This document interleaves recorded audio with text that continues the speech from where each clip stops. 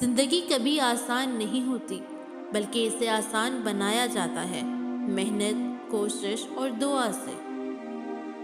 हमें मुश्किलात में घबराना नहीं चाहिए, क्योंकि सितारे हमेशा अंधेरे में ही चमकते हैं। अपनी जुबान को काबू में रखने वाला हमेशा फायदे में रहता है। 10 में से 9 बुराइयां और तकालीफ सिर्फ सुस्ती से पैदा होती हैं। छोटे जहनों में हमेशा ख्वाहिशें और बड़े जहनों में हमेशा मकासद हुआ करते हैं।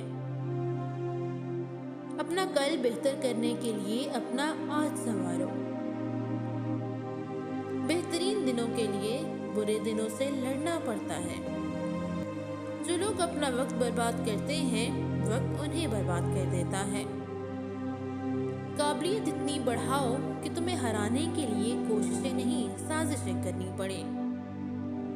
किसी और की तरह बनने से बेहतर है कि तुम अपनी एक पहचान बनाओ। बुरे सलूक का जवाब अच्छा सलूक है और जहालत का बेहतरीन जवाब खामोशी है।